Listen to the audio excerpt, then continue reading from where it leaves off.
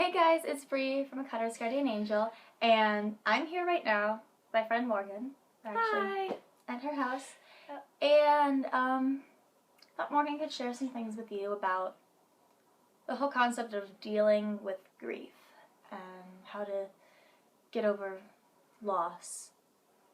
Morgan, do you want to give them a little bit of background on... I'm not really good at describing it, but basically, almost 4 years ago now, I lost my dad to suicide, and I don't know, I'm really bad at explaining it. So you've seen a lot of the healing process. Yeah, that So, stuff. like, what different ways have you seen people deal with? Well, there are a lot of different ways that people deal with it. Like, I mean, me personally, right afterwards, I was happy. Like, that sounds really bad when I first say it, but I tried to be happy because I didn't want to think about it. Like, I didn't want to think about that he was gone. I didn't want to think about that I was never going to see him again. Because that's, like, hard for a 12-year-old to process. Yeah. I mean, you're just like, why is this going on? Why did this happen? I don't understand, kind of thing. So you kind of try to shut it out. Other people, they shut themselves away for a while. Like, I have 3 brothers, and so they deal with it in a different way than I do. Like, I was the happy one, so I would always smile, and I would get through it in my own way. But then, like, one of my other brothers, he has shut himself out completely from everyone. He doesn't like talking to people. He's very introverted, and he took it harder, almost, like, in a different way, kind of thing. Some people just break down. People get angry. There's a lot of different emotions that people feel, like, especially right after. Yeah. People talk about, like, 7 stages of grief? Yeah. And that's not really the case in real life. That's not what happens. I mean, sure, a lot of people go through those 7 stages, but that's not for everyone, so... Yeah. It's different for everyone, so you gotta kind of find what helps you deal with it, kind of thing. That's cool.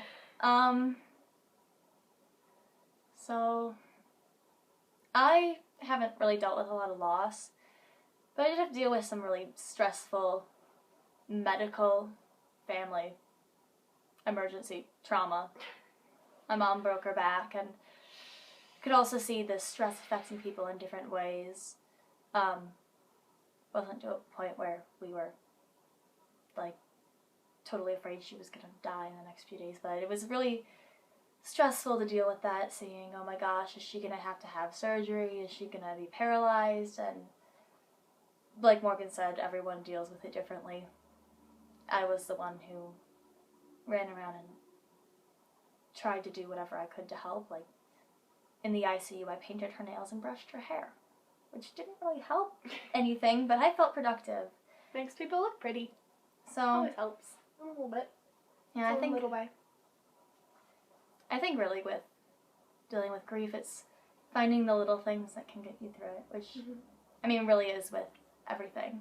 You gotta find the one thing that makes you happy through it all. Like, for me, it was singing. Seriously, people got so annoyed with me because I sang all the time. Brianna can tell you, seriously. Oh my goodness.